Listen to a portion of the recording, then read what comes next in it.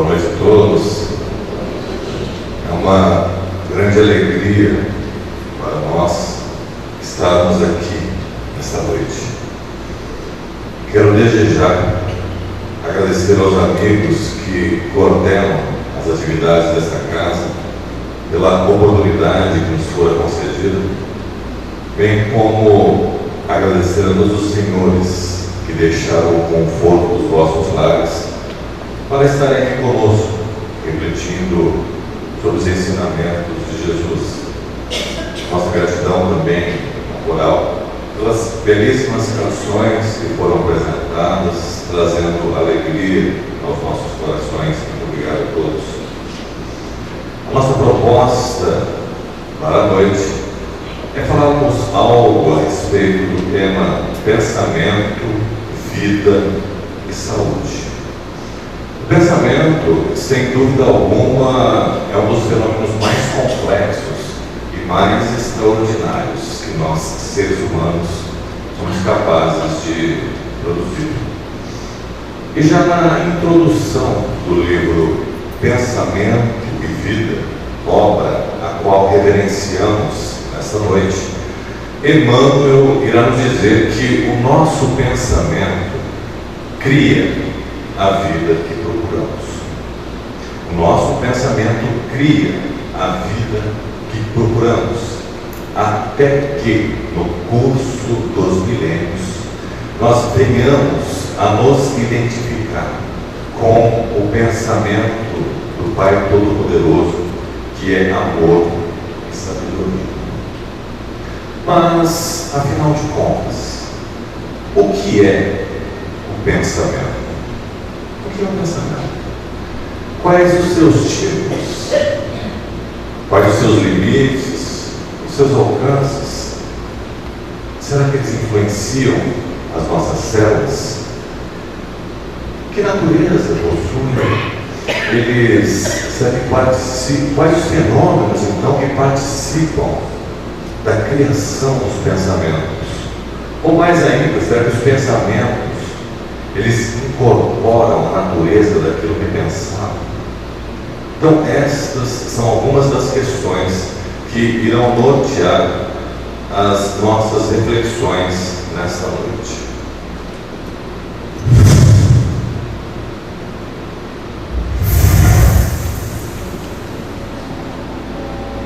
A ciência diz que o cérebro humano tem 100 milhões de neurônios.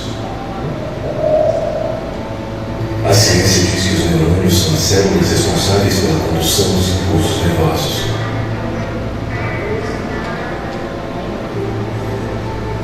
A ciência diz que os impulsos nervosos têm a função de transmitir estímulos para os músculos.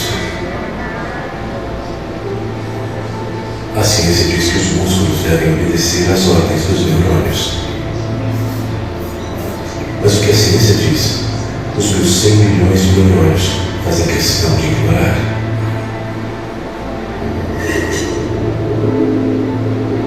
Porque para mim, o que move uma pessoa não são os músculos, é a força do pensamento. Tudo pode ser alterado sob a ação do pensamento.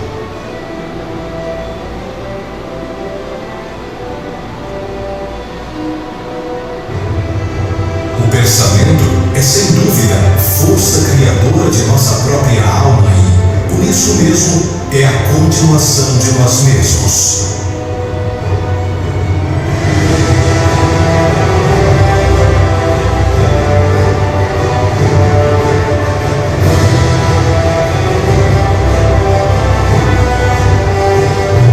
Nossas células estão constantemente desbordando nossos pensamentos e sendo modificadas por eles.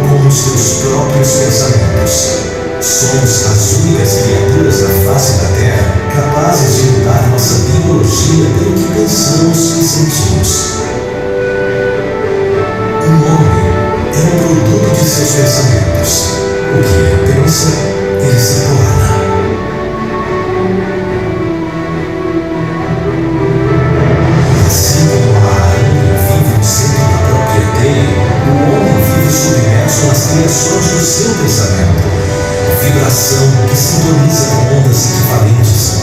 O teu pensamento é o gerador das tuas ações, e essas as modeladoras da tua vida. A sua vida será sempre o que você esteja mentalizando constantemente. Em razão disso, qualquer mudança real em seus caminhos virá unicamente da mudança de seus pensamentos. A sua vida será sempre o que você esteja mentalizando constantemente. Quando buscamos o significado da palavra nos dicionários, nós verificaremos tratar-se de uma faculdade que tem como objetivo conhecimento, a inteligência. Pode ser uma maneira de pensar, de julgar, uma opinião, um ponto de vista, a representação mental de algo concreto e objetivo.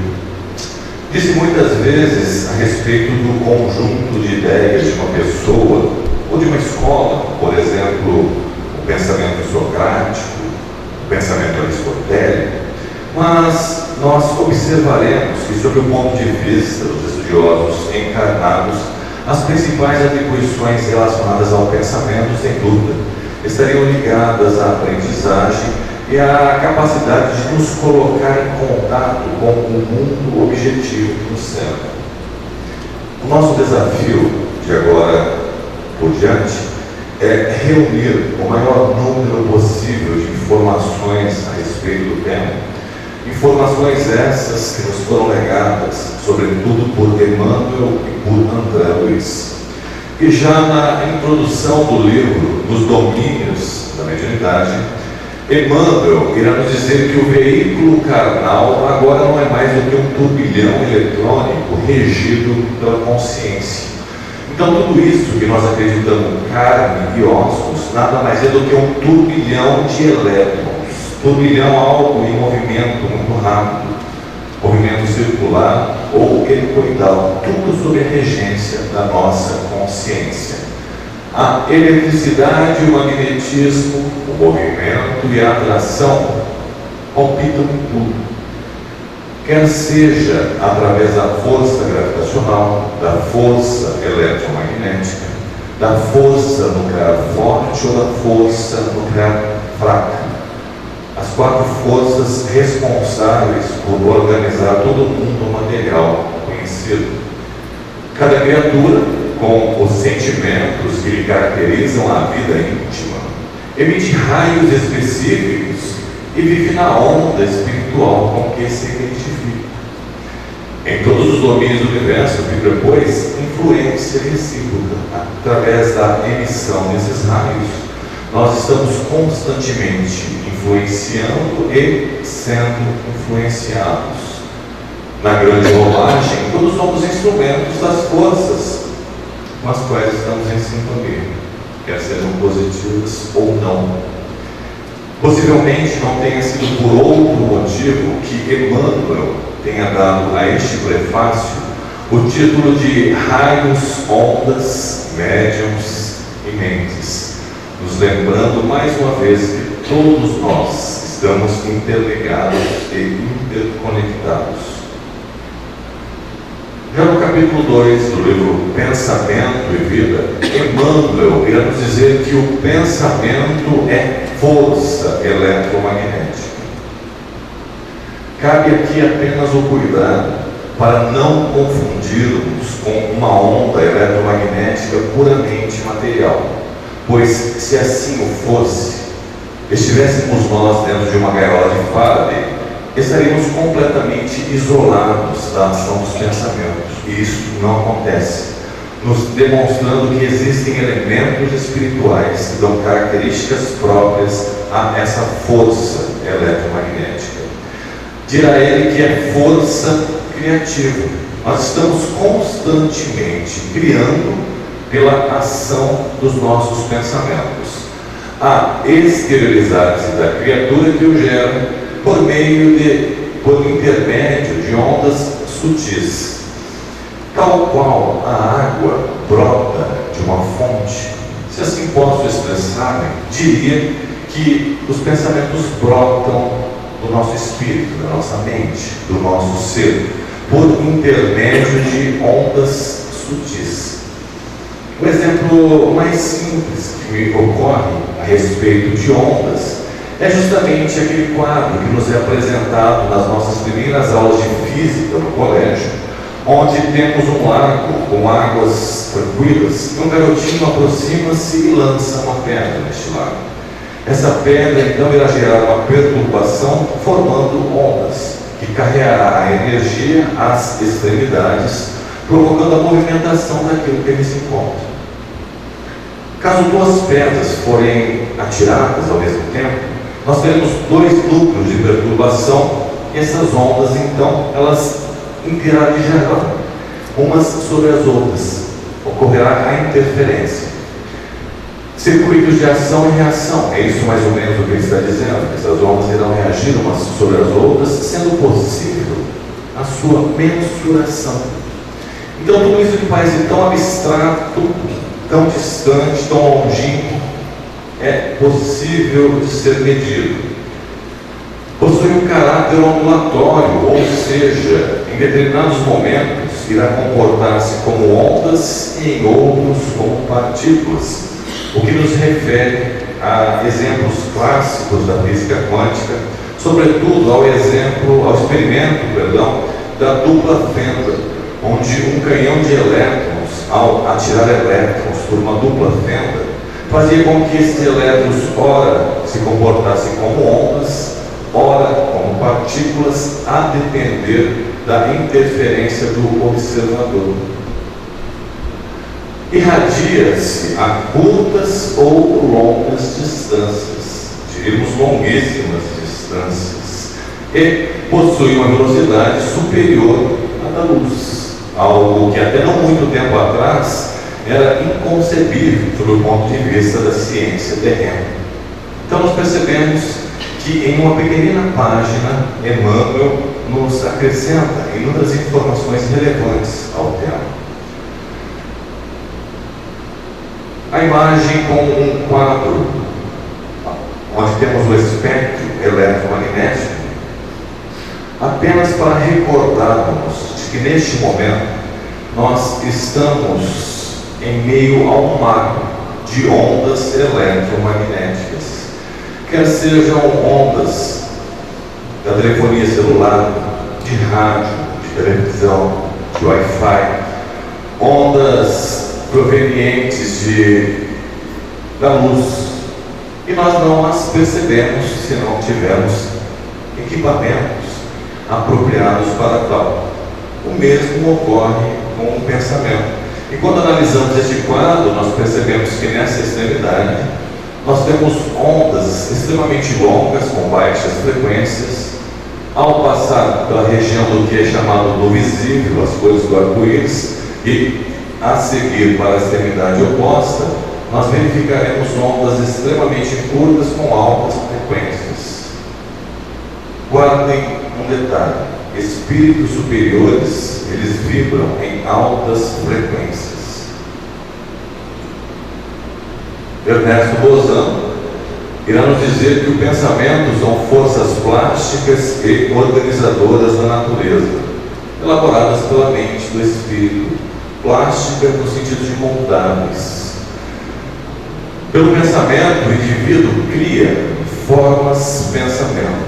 Quem leu André Luiz irá recordar-se. Ele, em inúmeros momentos, refere-se a essas formas pensamento, nos informando inclusive que elas possuem vida temporária, proporcionando interação entre encarnados e desencarnados, resultando na nossa psicosfera planetária.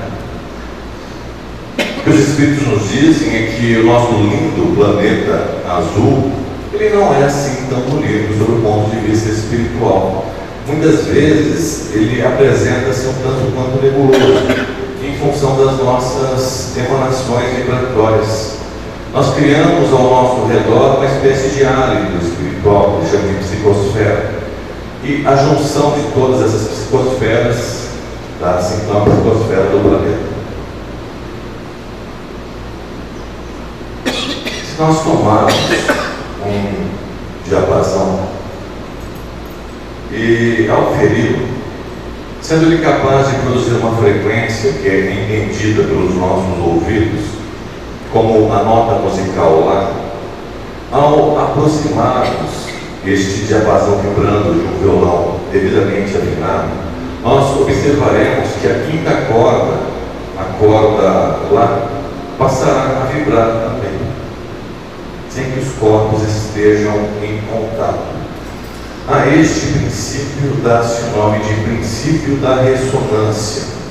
E Emmanuel quer nos dizer que assim também na vida comum, a alma entra na ressonância com as correntes mentais que respiram as almas que se lhes assemelham. É que sentindo, mentalizando, falando ou agindo, sintonizando-nos com as emoções e ideais de todas as pessoas, encarnadas ou desencarnadas, da nossa faixa de simpatia. Digamos que a frequência do amor seja 525 Hz. Então, se eu estiver vibrando 525 Hz, eu serei capaz de ligar a todas as pessoas, encarnadas ou desencarnadas, próximas ou distantes, que também estejam vibrando 525 Hz. E aqui já não entra mais o fator vontade, é o princípio físico, é o princípio mecânico. A partir do momento que eu produzo aquela frequência, eu tenho capacidade de ligar a outros que também a estão produzindo. O mesmo é válido para sentimentos negativos. Se eu estiver vibrando o ódio, eu serei capaz de ligar-me àqueles que encontram-se próximos ou distantes, encarnados ou desencarnados, que também estão vibrando aquela frequência. O pensamento, ele retrata a condição das nossas almas. Possivelmente, aqui seja a nossa maior dificuldade enquanto desencarnados, porque neste momento eu me escondo atrás de uma máscara, uma persona, como nos informa a psicologia. Eu me apresento tal qual eu gostaria que os senhores me vissem. Já enquanto espírito, isso não é mais possível. Os meus pensamentos, eles criam ao meu redor cores, formas, cheiros. É a minha identidade espiritual, de tal forma que não é possível mascarar nada disso. Eu me apresentarei tal qual eu realmente o sou. O pensamento e a vontade são para os espíritos aquilo que a mão é para o homem. Tudo aquilo que nós realizamos com as nossas mãos, os espíritos realizam com o pensamento e a vontade.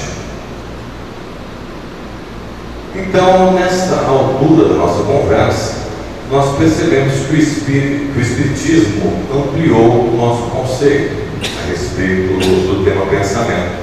Nós observamos que pensamento tem a ver com imaginação. Todos os nossos processos criativos e imaginativos são realizados pela atividade dos nossos pensamentos, com raciocínio, desde os mais simples até os mais complexos, e com todo aquele conhecimento que nós obtemos.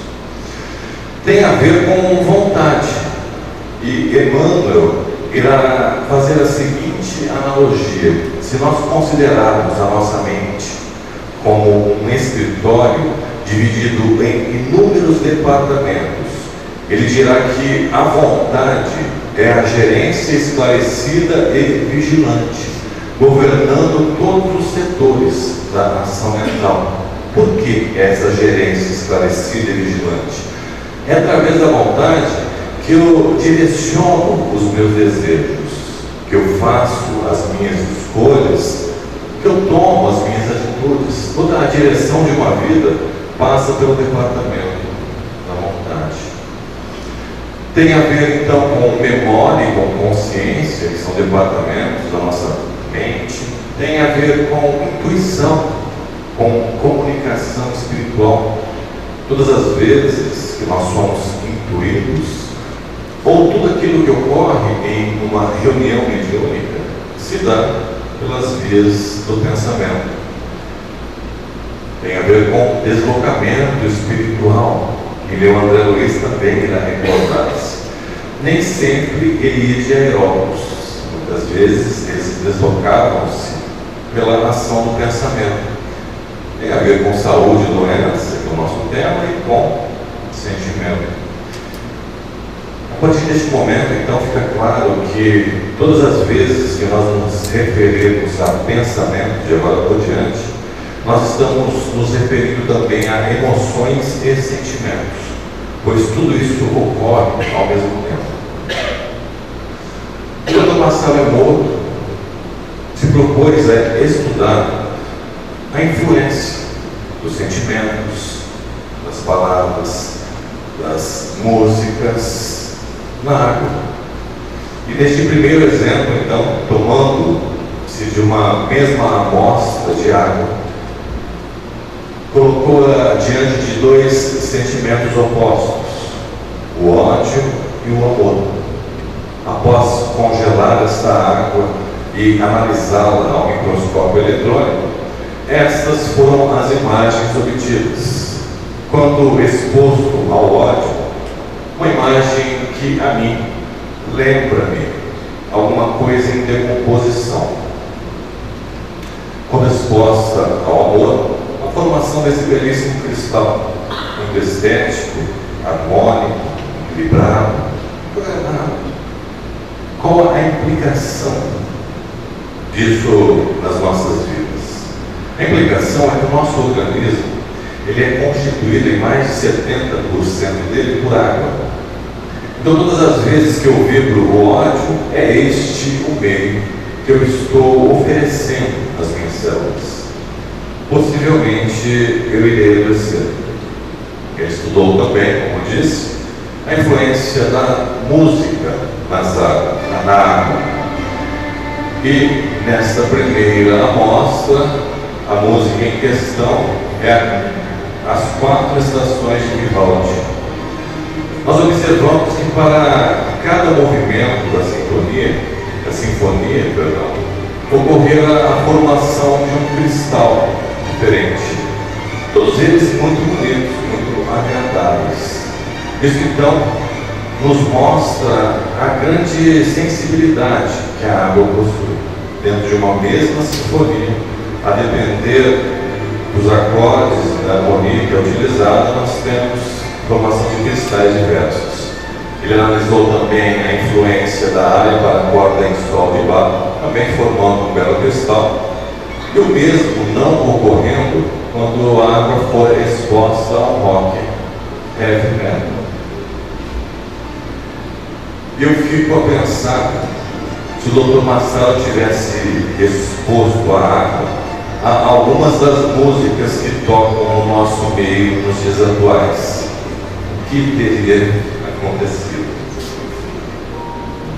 A doutora Sue Chapman, do Hospital de Nova York, trabalhando no setor dos nascidos prematuramente, resolve desenvolver uma pesquisa onde separa aqueles bebês em 2 grandes grupos, sendo que a única diferença entre eles é que o grupo experimental ouvira essa música que está tocando, a canção de Nat Brahms, por isso o estudo chamou-se Os Bebês Brahms, ouvir essa música algumas vezes durante o dia. E os resultados foram surpreendentes. Os bebês que ouviram essa música desenvolveram-se melhor, ganharam peso mais rapidamente, tiveram menos complicações e, em média, tiveram alta uma semana antes do que aqueles que não ouviram a música. A única diferença foi a música. Ou, em outro estudo, onde os cientistas expuseram massas tumorais à 5ª Sinfonia de Beethoven, também essa música que toca. Os resultados surpreenderam. Ocorrera a diminuição de 20% do número das células cancerosas, simplesmente por terem sido expostas à 5ª Sinfonia de Beethoven. E os estudos prosseguiram. a ponto daqueles que trabalham na área hoje serem incapazes de nos indicar sinfonias apropriadas para quem tem problemas cardíacos, hipertensão, gástricos, insônia e assim por diante. Dr. Massaro também estudou a influência da oração. A mesma água antes da oração, depois da oração, nos evidenciando o quanto é importante orarmos, nos conectarmos com essa fonte divina de energia, com o Pai, com o Todo-Poderoso. Nós oferecemos um meio completamente diferente ao nosso organismo todas as vezes que nós oramos, nós nos renovamos. E se recordarmos do Evangelho de Jesus, ele não dizia, eu te curei, ele dizia, a tua fé te curou. Possivelmente, a explicação para muitas daquelas curas tenha início justamente na nossa fé. Porque é o nosso pensamento que cria a vida que procuramos. Eu não estava pronto.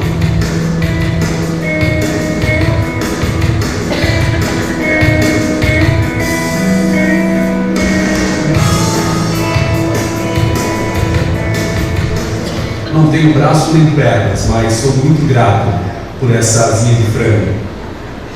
As pessoas se assustam quando me veem pela primeira vez. Foi bem legal quando eu cheguei em um voo sozinho e todos lá embaixo me olharam sorrindo, esperando outras pessoas descerem. E eu desci, eles surtaram, e tipo assim, sabe, é bem assim, eu sempre fico tentando olhar para mim mesmo e dizer, o que aconteceu, sabe? Sabe, houveram vezes em que eu olhei para a minha vida e pensei, posso fazer isso, não posso fazer aquilo? E você então se concentra nas coisas que deseja ter, ou então nas coisas que não deseja ter. E aí você se esquece do que você tem. Eu creio que em nenhum ponto da minha vida eu diria, eu desejo braços e pernas, eu desejo braços e pernas, porque desejar não adianta. O que tenho visto na vida são alguns princípios-chave, e a primeira coisa que vi é que devemos ser gratos. É difícil ser grato, cara. Te digo que quando eu tinha 8 anos de idade, pensava sobre minha vida que eu nunca me casaria, que eu nunca teria um emprego, que nunca teria uma vida ou um propósito. Qual tipo de marido que eu poderia ser, se nem mesmo eu poderia segurar a mão da minha esposa? É uma mentira você pensar que não é bom o bastante. É uma mentira você pensar que não vale nada.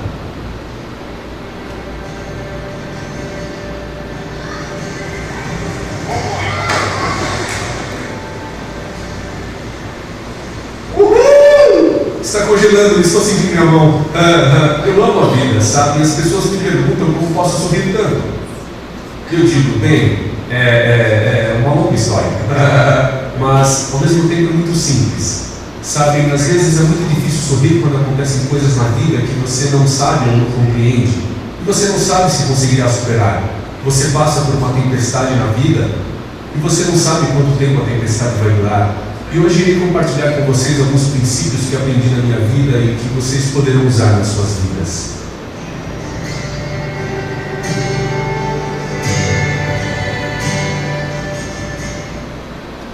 Ser paciente, na verdade, é algo muito difícil. Eu percebi que mesmo não podendo segurar a mão da minha esposa, mas quando a hora chegar, poderei segurar o seu coração. Eu não precisarei de mãos para segurar o seu coração. Sabem, é assustador pensar quantas garotas têm distúrbio alimentar. É assustador pensar quantas pessoas têm ódio na vida devido à sua situação em casa, com ódio dos outros. É assustador pensar como muitas pessoas se sentem sem valor. Todas as garotas aqui e agora, quero que saibam que vocês são bonitas. Vocês são lindas do jeito que são. E rapazes, vocês são os caras.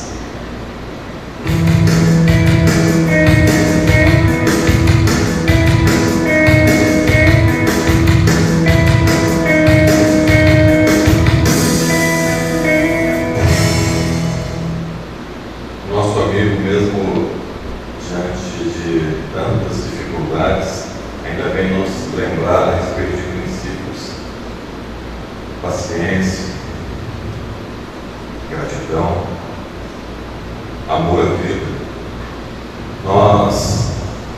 Precisamos aproveitar bem esta oportunidade que nos foi concedida.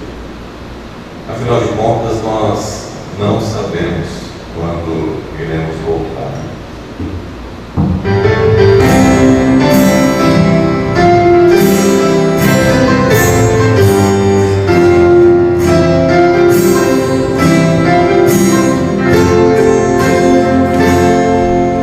Não sei quando é que vou voltar, mas sei que a vida é um presente.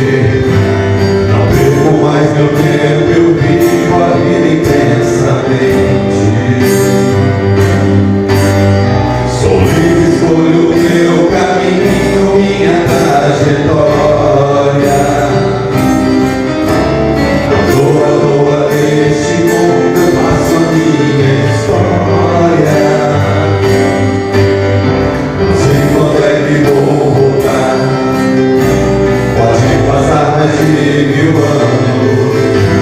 Pretendo cumprir meu papel enquanto ser humano.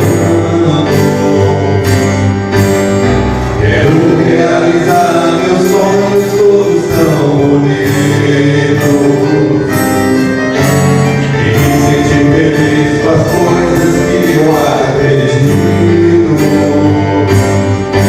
Precisamos ser mais confiantes, todo dia é um dia importante. É só acreditar que é possível mudar, que a gente tem a inteligência.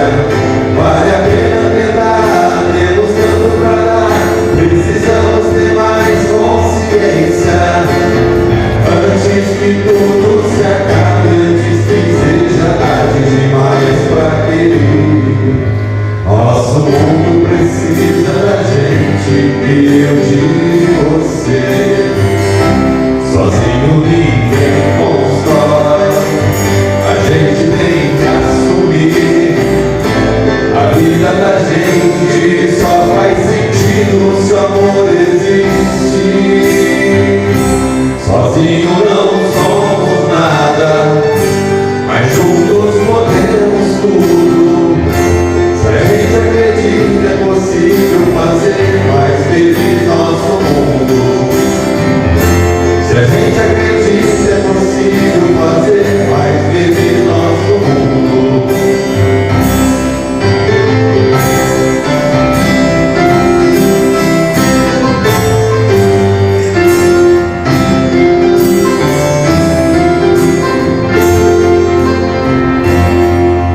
Não sei quando é que vou voltar, pode passar mais de 1000 anos. Pretendo cumprir meu papel enquanto ser humano. Quero realizar meus sonhos, todos tão bonitos, e me sentir feliz com as coisas que eu acredito. Precisamos ser mais confiantes, todo dia é um dia importante. É só acreditar que é possível mudar, que a gente tem a inteligência.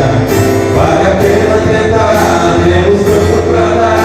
Precisamos ter mais consciência, antes que tudo se acabe, antes que seja tarde demais pra querer.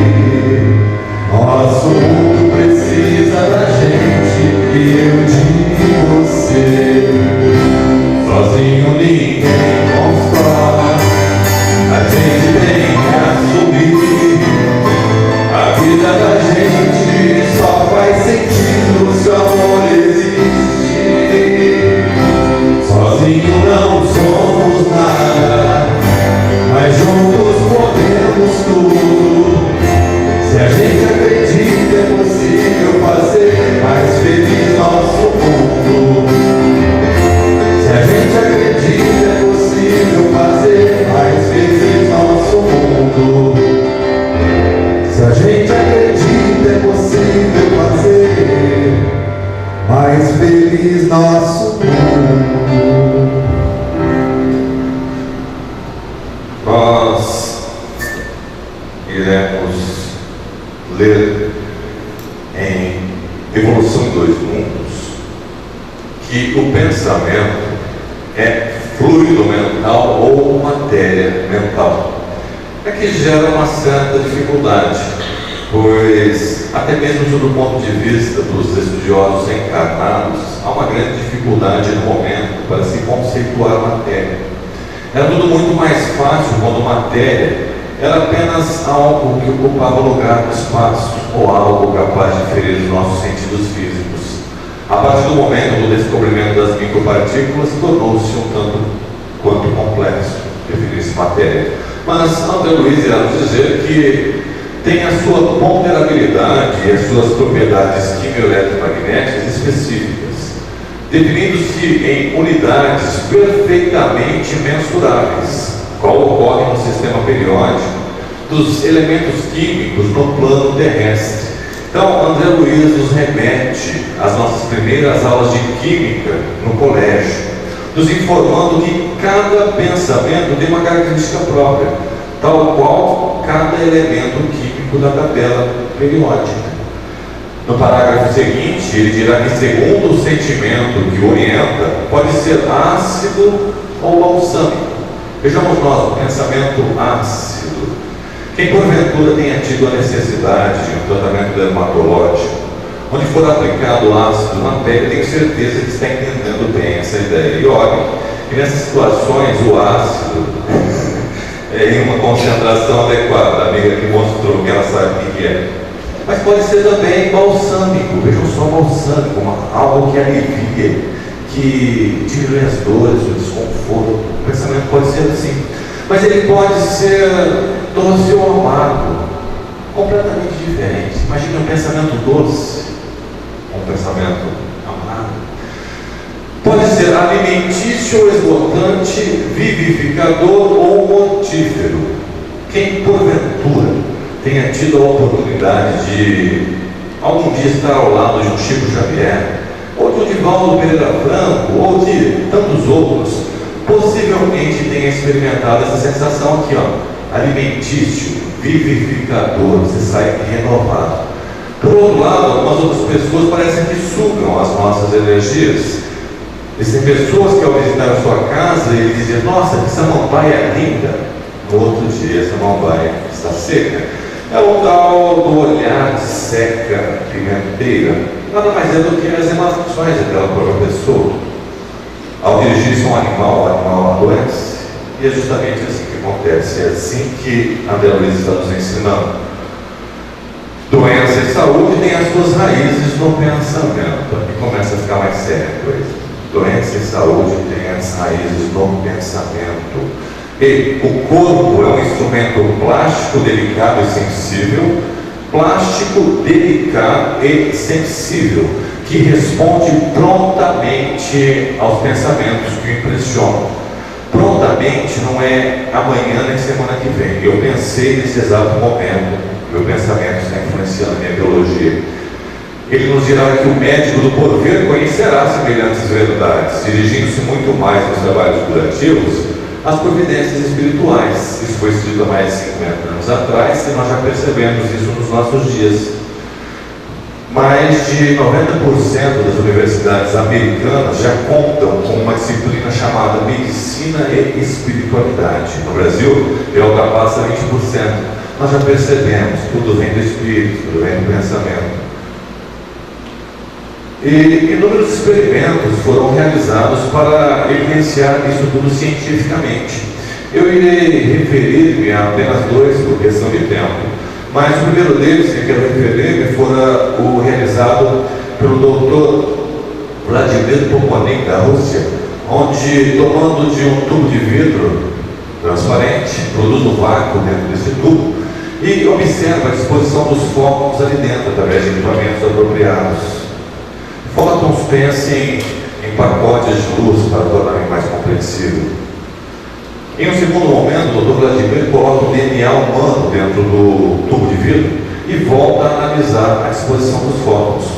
Ele percebe que esses fótons que estavam ali desordenados passam a ter uma ordenação. E o mais curioso foi que, ao retirar o DNA de dentro do tubo, aquela conformação dos corpos permanecia. A primeira conclusão que o Dr. Vladimir chega é que o nosso DNA, ou seja, nós mesmos, nós influenciamos o meio à nossa volta. O segundo trabalho foi realizado no exército norte-americano, onde algumas pessoas se dispuseram a doar células das suas bochechas para que os cientistas analisassem o seu material genético. Elas foram orientadas para, em determinados momentos, sentirem um amor e, em outros momentos, sentirem o ódio. Fato curioso, quando vibravam o amor, o material genético, o DNA, encontrava-se esticadinho. Quando vibravam o ódio, o material genético apresentava-se amontoado. Eles foram então distanciando as células dos seus doadores até uma distância de 600 quilômetros. E, fato curioso, foi observado, não havia nenhuma diferença, nenhum atraso entre a emoção e a resposta na célula. Se reagiu a 600 quilômetros, se quase do ponto de vista da física quântica isso seja irrelevante, mas se reagiu a 600 quilômetros, imagine no local.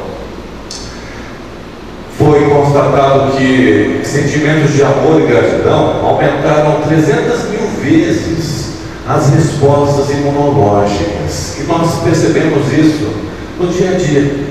Quantas e quantas pessoas que nós conhecemos de bem com a vida, alegres, que cultivam a alegria de viver, elas adoecem menos. E os estudos mostram que quando adoecem, permanecem menos tempo internadas, tendo em média 7 anos a mais de vida do que aqueles que não cultivam a espiritualidade. E o Dr. Bruce Lipton, PhD em biologia celular, professor de medicina nos Estados Unidos, tendo escrito alguns livros, dentre um que eu gosto muito, chamado A Biologia da Crença, ele irá apresentar no seu livro alguns exemplos didáticos, justamente para aqueles que não são da área puderem compreender melhor tudo aquilo que é informado. E um dos exemplos, então, que ele nos oferece é o seguinte: ele diz assim: imagine o material genético, o seu DNA, como se fosse um colar de pérolas. Nós temos dentro das nossas células um equipamento, tal qual um scanner, que irá fazer a leitura desse colar de pérolas, duplicá-lo, para formar uma outra célula. É assim mais ou menos, a grosso modo, que funciona a reprodução celular. Diz ele: imagine que no momento em que o scanner estiver passando, o colar de pérolas esteja esticado. Lembre-se, amor, esticado. Então, se ali tiver 100 pérolas, serão lidas as 100 pérolas e formado uma nova célula também com 100 pérolas. Mas digamos que no momento que o scanner passar, o colar esteja amontoado. Das 100 pérolas, serão lidas 50 e formado uma célula, agora não com 100, mas com 50. Aí nasce uma célula doente, muitas vezes uma célula cancerosa, que perdeu a sua função. E inúmeras das doenças, elas nascem dessa maneira. Dirá ele que frequências e padrões específicos de radiação eletromagnética, então toda essa frase pode ser trocada por uma palavrinha só: pensamento. Isso equivale a pensamento. Então, pensamentos regulam o DNA, o RNA, a síntese de proteínas, alteram a função e o formato das proteínas, controlam os genes, a divisão das células, sua diferenciação, a morfogênese, a secreção hormonal e as funções nervosas.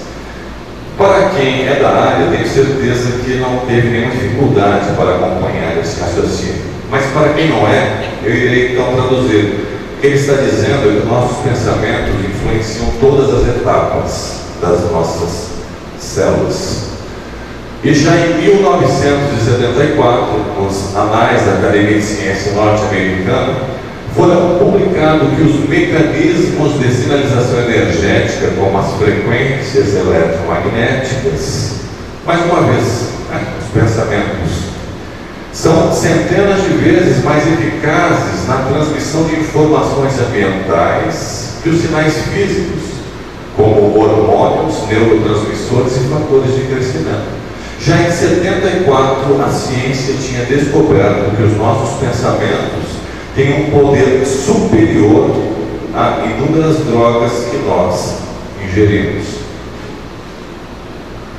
De agora por diante, nós nos utilizaremos do trabalho do Dr. Alírio de Cerqueira Filho, Energia Mental e Autocura, onde a pergunta que devemos nos fazer é essa: eu quero evoluir? Se a resposta for sim, o primeiro ponto que eu tenho que levar em consideração é este: tornar-me consciente do automatismo primário que me governa. Por quê? A minha vida muitas vezes está no automático. Eu estou há anos repetindo as mesmas ações, e muitas vezes ações, atitudes equivocadas. Mais uma vez, ele irá chamar a atenção a respeito do fator vontade, sendo decisivo na condução das nossas vidas. Os seus pensamentos são sempre o resultado das suas crenças. Mas crença aqui não tem nada a ver com aspecto religioso. Crença no sentido de tudo aquilo que nós aprendemos ao longo da nossa caminhada. Digamos que quando eu tinha 2 anos, eu coloquei a mão no fogo. Eu me queimei, doeu. Nesse momento foi gerada uma crença que o fogo dói, que o fogo é prejudicial. Digamos que neste momento da minha vida, se eu não tivesse tido a oportunidade de nenhum contato com o fogo, quer físico ou intelectual, eu alimentaria ainda a crença de que fogo é prejudicial e teria me privado de todos os benefícios que o fogo poderia me oferecer ao longo da minha existência. E nós temos inúmeras crenças que estão fazendo isso conosco, estão inclusive nos adoecendo. Dizem os estudiosos que se nós comparássemos o consciente e o inconsciente, o consciente é apenas um ponto em uma folha de sulfite, sendo a folha de sulfite o inconsciente. O grande desafio do autodescobrimento, da autoiluminação, é justamente trazer esses conteúdos inconscientes à luz da nossa consciência, para que possamos então alterar o curso da nossa história. Todas as vezes então que nós nos referimos à mudança, e é isso que o Espiritismo nos propõe quando nos fala a respeito de reforma íntima, da construção do homem de bem, da finalidade maior de estarmos aqui, ele está nos propondo mudanças, corrigirmos aquilo que precisa ser corrigido. Só que nós normalmente associamos essas duas palavras. Mas é tão difícil mudar. Realmente existem dificuldades, mas 3 aspectos são relacionados a essas dificuldades pelo Dr. Alírio. O primeiro é não desejar a mudança em nível profundo. O que é isso? É quando aquilo que eu digo não coincide com aquilo que eu sinto. Quando digo, eu queria tanto não ser uma pessoa maledicente, mas no fundo eu sinto um grande prazer em falar mal das pessoas. Enquanto essas duas vertentes não caminharem para a mesma direção, será difícil eu conseguir a mudança. Não acreditar que pode mudar. Quantas e quantas vezes nós declaramos a nós mesmos que não somos capazes? Porque é muito bom dizer que não é capaz. Nenhum esforço é necessário. Ou essa daqui é campeã. Querer uma mudança instantânea e sem esforço. Eu simplesmente quero que as coisas aconteçam na minha vida, mas eu não me disponho a pagar o preço. O preço aqui não é dinheiro, é esforço, perseverança, é luta. É necessário pagar o preço, tudo tem o seu preço. Assim sendo, para que eu consiga mudança, é necessário estar motivado. Sem motivação, eu não conseguirei modificar nada.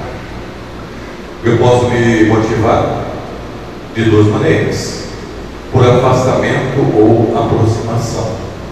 Afastamento é quando o sofrimento na minha vida está tão grande que eu tomo algumas atitudes para afastar-me daquilo que me faz sofrer. No entanto, uma vez diminuído o sofrimento, eu volto a comportar-me daquela mesma maneira.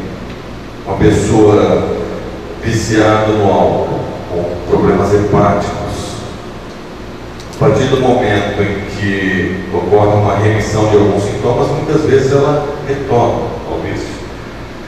Ou eu posso me motivar por aproximação, quando eu enxergo todos os benefícios de que eu terei se eu conseguir alcançar aquela meta que me propus. Obviamente que é a forma mais adequada para nós nos motivarmos. Temos em mente aquilo que nós realmente queremos para empreendermos a luta nos fará melhores. Em relação à vontade, o doutor Alívio então irá apontar 4 vertentes. A primeira delas diz respeito à força. Muitas vezes nós dizemos: eu não tenho força de vontade. Será que é verdade isso? Não, isso não é verdade. A força nos fora dada por Deus, só que em estado de semente de germe. Cabe a nós desenvolvê-la. Fatores importantes para desenvolvermos a força é a fé, é a confiança em Deus, a confiança na vida e a confiança em nós mesmos. É necessário competência. Por que competência? Se nós nos dispusermos a efetuar alguma mudança, se não soubermos como fazê-la, possivelmente nós não conseguiremos. Digamos que eu tenha que movimentar um carro por 100 metros. Eu tenho algumas formas para fazer isso. Eu posso empurrar este carro estando ele engatado e com a marcha acionada. Eu posso empurrá-lo estando ele desengatado e com a marcha desacionada. Ou posso simplesmente girar a chave e conduzir. Cabe a mim escolher a forma que mais me apraz. No entanto, para conduzi-lo é necessário competência. Todas as vezes que nós estivermos empenhados em um trabalho de mudança e estiver sendo muito sofrido, lembre-se do exemplo do carro. Possivelmente eu esteja querendo empurrar o carro de forma mais fácil. Auto-amor. Auto-amor, quando nós pensamos em relação às melhores escolhas que nós devemos fazer para a nossa vida. Mas não são melhores escolhas baseadas no nosso ego doente. Melhores escolhas considerando que nós somos espíritos imortais, que estamos aqui para evoluir. Porque no fundo, o que todos nós queremos é a felicidade. Embora não seja um mundo onde se possa viver a felicidade em plenitude, nós podemos experimentar muitos momentos felizes. E se dissesse que a felicidade está no topo de uma montanha, eu diria que a maior infelicidade seria permanecermos quedados ao sopé, sem esforço. A maior felicidade que nós poderemos experimentar, sem dúvida, então, está relacionada ao esforço que nós viemos empreender na nossa caminhada. O esforço que nós viemos a empreender. E o doutor Alívio fará uma análise minuciosa a respeito das crenças. Nós não entraremos em detalhes em função do tempo. Então, quem tiver a oportunidade, quiser consultar essa obra, realmente ela é bastante rica nos auxilia bastante nessa questão de entendermos como as crenças funcionam, como elas ditam a nossa vida, como elas nos limitam muitas vezes e até nos adoecem. Crenças que nós geramos nessa ou em outras vidas, elas podem estar ditando a minha maneira de me conduzir. Eu faço isso de forma inconsciente. Apenas a título de exemplos, ele dirá a respeito da crença da supergeneralização. Quando eu digo assim, eu nunca sou capaz de ficar tranquilo quando tem algo importante a realizar. Aparentemente, não existe um maior problema com essa fala. Primeira questão que eu devo fazer: eu nunca sou capaz de ficar tranquilo? Não, em alguns momentos eu fico tranquilo. Mas por que eu digo isso? De forma inconsciente. A intenção é positiva, mas a direção é equivocada. Positiva porque eu estou tentando me autoproteger. Uma vez que, se eu não obtiver o êxito, eu já declarei a mim mesmo que eu não sou capaz. É necessário então mudar a direção. Nós podemos pensar na obrigação de ter capacidade. Quando digo eu tenho que ser uma pessoa melhor, aparentemente, ótimo ser uma pessoa melhor, mas a forma com que é colocada muitas vezes não surtirá um bom efeito. O nosso eu não aceita muito bem imposições. Sempre que eu procuro por algo, ocorre uma autossabotagem.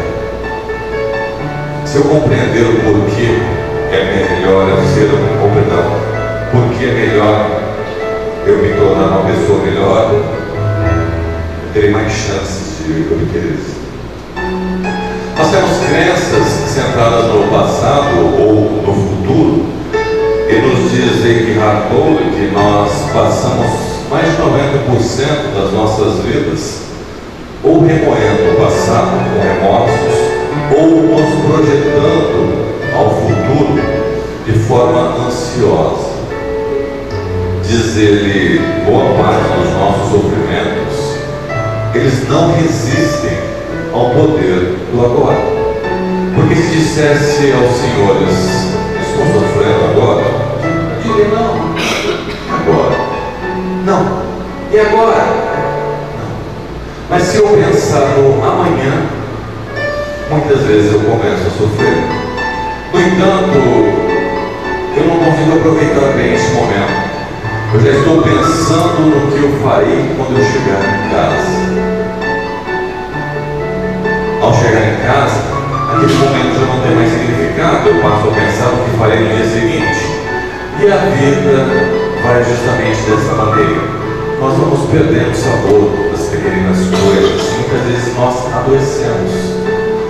Boa parte daquilo que nós projetamos para o futuro, por termos um pensamento ainda excessivamente negativo, está relacionado a doenças possíveis acidentes, dificuldades econômicas e assim por diante. Muitas dessas coisas jamais acontecerão conosco.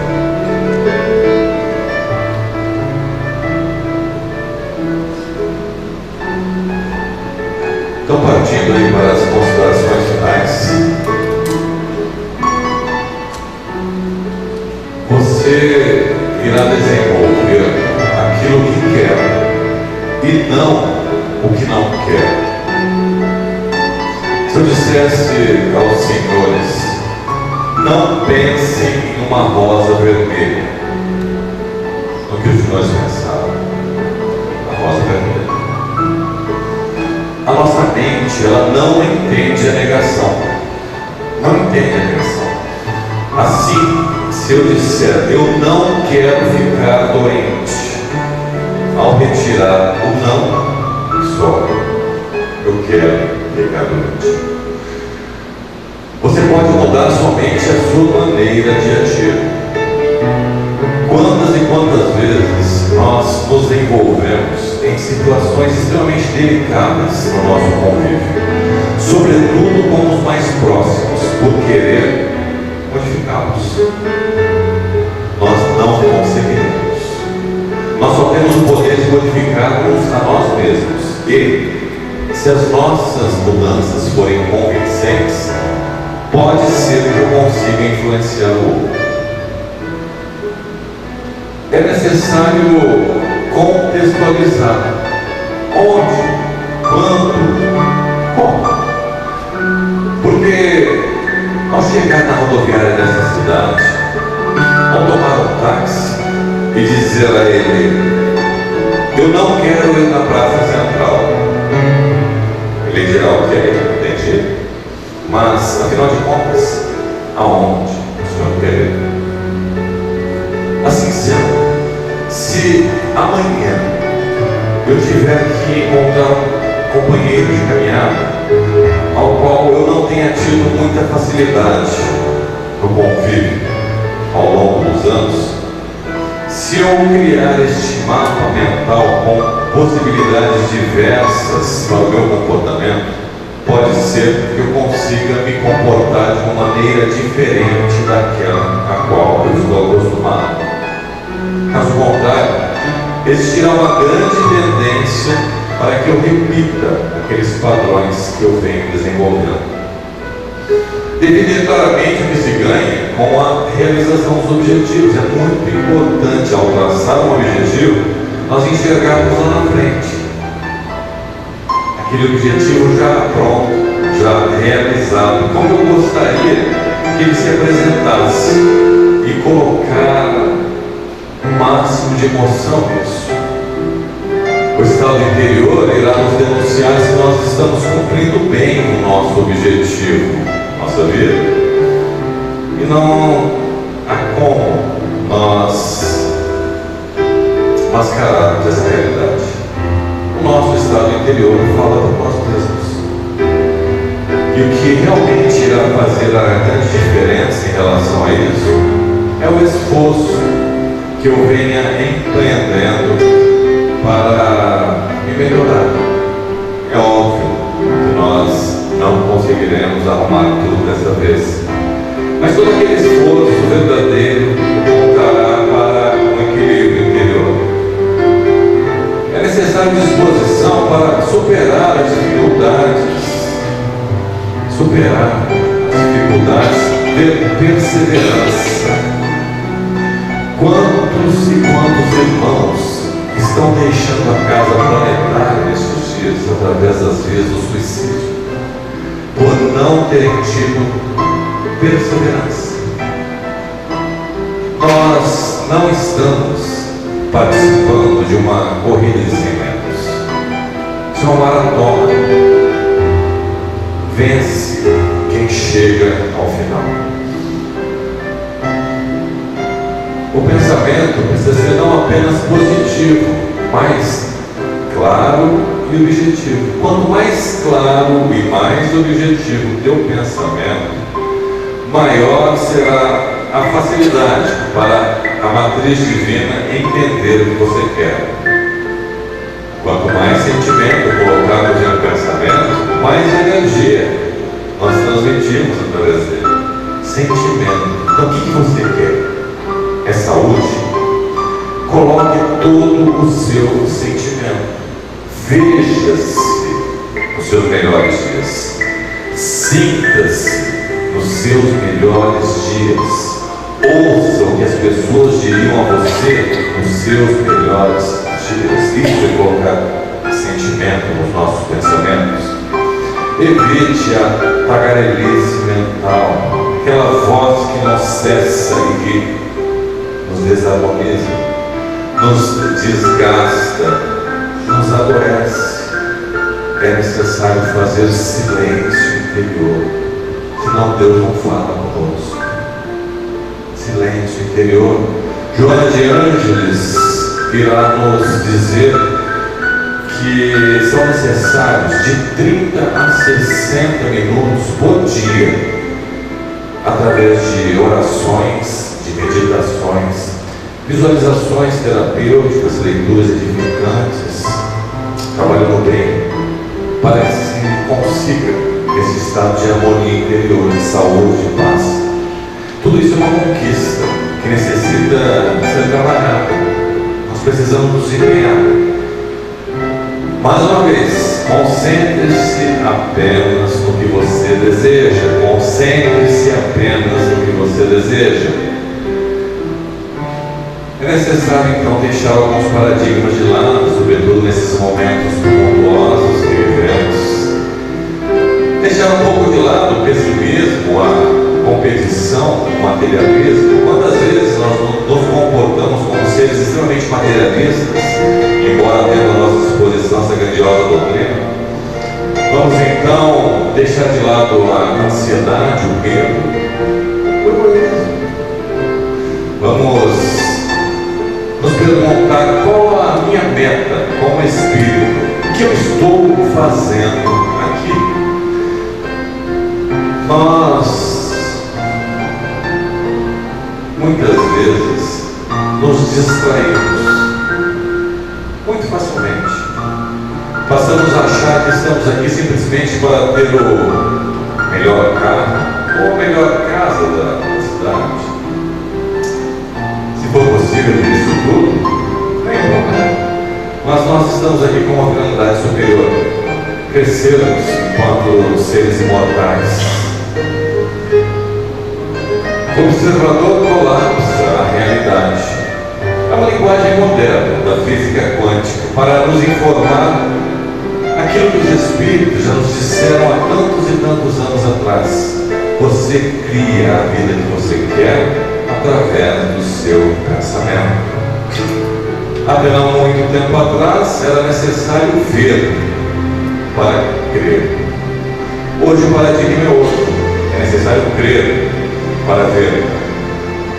E se poderia deixar aqui alguma observação, deixaria essa: cultive a gratidão. Cultive a gratidão.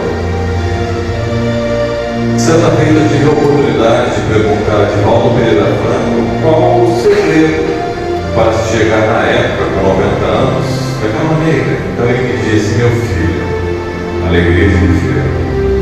Eu confesso que eu não entendi muito bem alegria de viver, mas estudando a obra de Joana de Ângeles, eu encontrei a resposta. Ela disse que a alegria de viver é gratidão. Gratidão a tudo, gratidão a todos, sobretudo as situações difíceis das nossas vidas, pois elas serão capazes de nos conduzir a um ponto mais alto. Vocês devem recordar-se que eu disse que os espíritos superiores vibram em altas frequências. A gratidão, ela eleva a nossa frequência vibratória. Então, todas as vezes que eu me coloco de forma grata diante da vida, eu tenho uma maior possibilidade de ligar-me aos instrutores da humanidade, que serão capazes de renovar as minhas energias, de me intuir, de alterar o curso e a direção dos meus sofrimentos. Gratidão. E finalizando com Emmanuel, estejamos assim procurando incessantemente o bem, ajudando, aprendendo, servindo, desculpando e amando, porque nessa atitude refletiremos os cultivadores da luz, resolvendo com segurança nosso problema de companhia. Só a vontade é suficientemente forte para sustentar a harmonia do espírito. Só a vontade é suficientemente forte para sustentar a harmonia do espírito. E o nosso estimado Divaldo irá nos narrar um dos episódios da sua vida, quando encontrava-se nos Estados Unidos e, ao término de uma conferência, fora convidado para fazer uma refeição em uma residência. E para lá dirigiram-se, e ao chegar naquela residência, constata não tratar-se de uma residência comum. Era um verdadeiro palacete, encravado no bairro de Bel Air, o bairro dos artistas de Hollywood.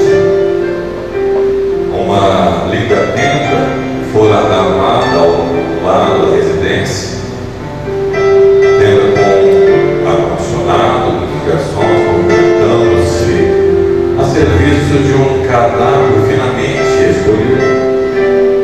Ele observa então, recostada em uma das pilastras da edificação, uma linda jovem, loira, alta, olhos verdes, cabelos trançados com rosas até a cintura, diante de um jovem, também não menos belo, de tez mais escura. E havia tanto amor envolvido naquela cena que o enterneceu. A dona da casa, observando o ocorrido, veio em seu socorro e lhe disse: o senhor está gostando de ver os meus filhos? Ele então disse: ah, sim, como são lindos. Ele é casado com ela? Pergunta de Paulo. E ela então diz: não, os dois são meus filhos biológicos. Apesar de ele ter a tez mais escura, isto em função da manifestação de um braço africano da nossa família, mas os dois são meus filhos biológicos. O senhor gostaria de saber a respeito da história deles? Ele então diz: é claro que gostaria. E ela então passa a narrar. Como o senhor está vendo, nós pertencemos a uma família abastada aqui nos Estados Unidos. E quando meu filho contava 5 anos de idade, eu percebi-me grávida.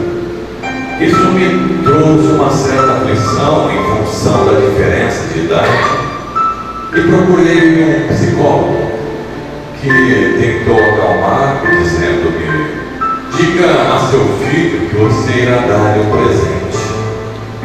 E eu assim o fiz. Ao chegar em casa, então disse: Mac, mamãe irá lhe dar um presente. Um presente, mamãe? Sim, meu filho. O que é? Um irmãozinho. Um irmãozinho. Sim, meu filho, um irmãozinho. Mas eu não quero um irmãozinho. Ela então entende ser a primeira reação diante do fato e procura não alongar-se. No dia seguinte, retorna ao assunto e diz: mas mamãe tinha pensado em comprar 2 bolas, uma para você e uma para o seu irmão. Ao que Mac redargue: a bola eu quero, o irmão não. O tempo foi passando. Por volta do 4º mês, retornei do médico muito feliz.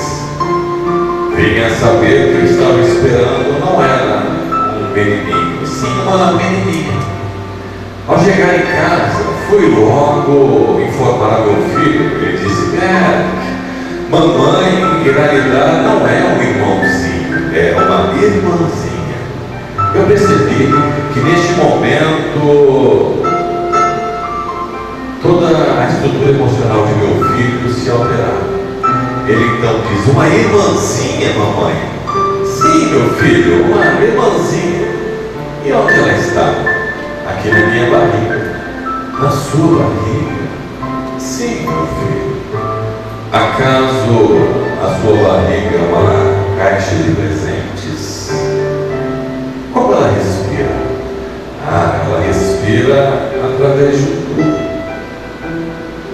Ele então diz: eu posso tocar na sua barriga?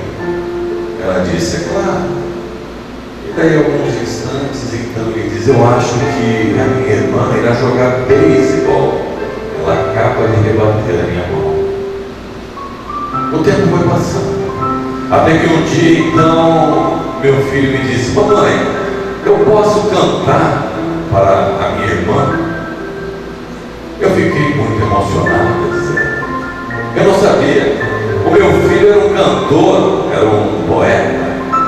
E eu lhe disse: é claro, meu filho, cante para irmã. Ele então começou: você é o meu sol, eu sou o botão de rosas, venha depressa me aquecer para eu desabrochar. Fiquei muito emocionado, comecei a chorar. E todos os dias o meu filho então cantava para a sua irmã. Tudo ia muito bem, até que por volta do 8º mês eu tive uma complicação.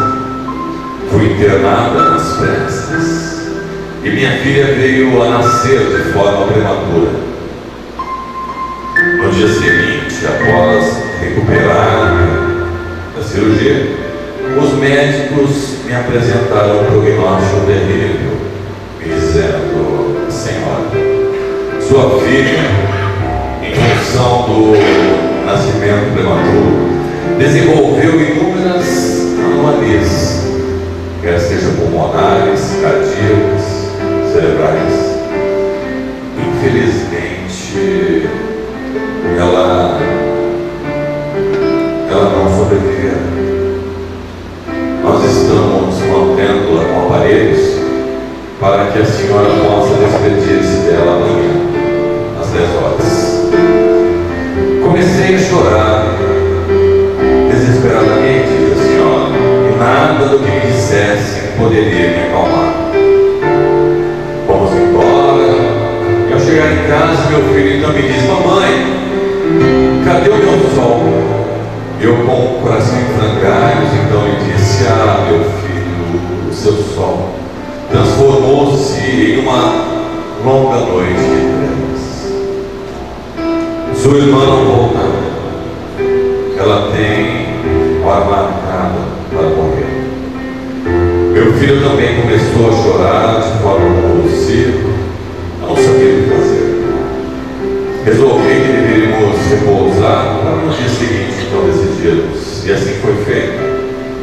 Logo pela manhã, meu filho também disse: mamãe, eu quero ver o meu sol. Resolvi vesti-lo com uma roupa maior do que de costume e fomos ao hospital. Ao chegarmos lá, fomos barrados pela enfermeira que nos disse: senhora, crianças não podem entrar. Meu filho agora, assumindo uma atitude nunca antes vista, colocando as mãos na cintura, então lhe disse: é minha irmã, eu tenho o direito de vê-la. A enfermeira então disse: entre. Se alguém se questionar, diga que eu não os vi. E ao aproximar-se do leito, então o médico lhe diz: mamãe, parece uma bonequinha, ela está viva? E eu lhe disse: sim, meu filho, ela está viva. Eu posso cantar para ela? Eu lhe disse: pode, meu filho, você pode cantar para ela. E ele então começou: você é o meu sol. Eu sou o botão de rosas. Venha depressa me aquecer para eu desabrochar. Neste momento, a minha filha estremeceu. A enfermeira acudiu assustada, dizendo: senhora, é uma convulsão. Eu sabia que não era. Os médicos foram chamados às pressas e daí a alguns minutos me disseram: senhora, um verdadeiro milagre se operou aqui. Sua filha dorme. Ela simplesmente dorme. A função cardíaca, pulmonar, cerebral fora toda reestruturada da sua vida dorme. Eu dizia ao meu filho: cante, mãe, que cante mais. E ele continuou: você é o meu sol, eu sou o botão de rosas. Venha depressa me aquecer para eu desabrochar. Cantou durante 20 minutos, durante meia hora, 50 minutos, até que fomos despedidos pelos médicos. No entanto, voltamos àquele hospital por 50 dias. Meu filho cantou durante 50 dias para a sua irmã. E hoje o que o Senhor está podendo testemunhar é justamente a força do amor. Essa que está à frente do Senhor é Sunshine.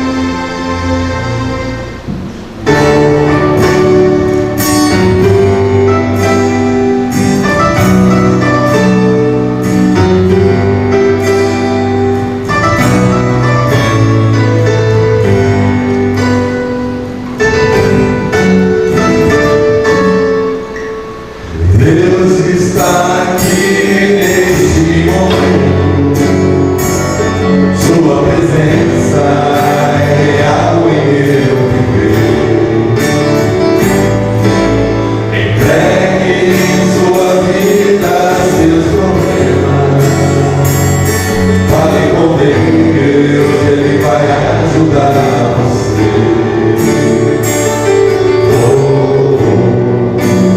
Deus te trouxe aqui para aliviar o teu sofrimento.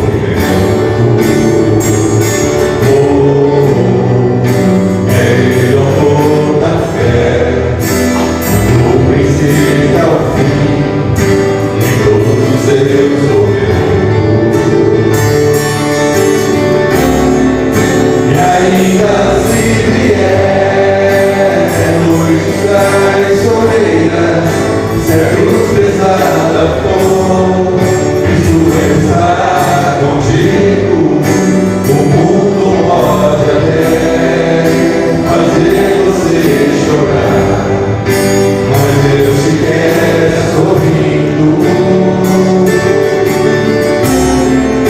E ainda se vier noites traiçoeiras, se a cruz pesada for, Cristo está contigo. O mundo pode até fazer você chorar, mas Deus te quer sorrindo. Seja qual for o seu problema, fale com Deus, Ele vai ajudar você. A rosa dor tem alegria, pois Deus é amor e não te deixará sofrer. Deus te trouxe aqui para aliviar o teu sofrimento. Ele é o amor da fé, do princípio ao fim, em todos os teus momentos.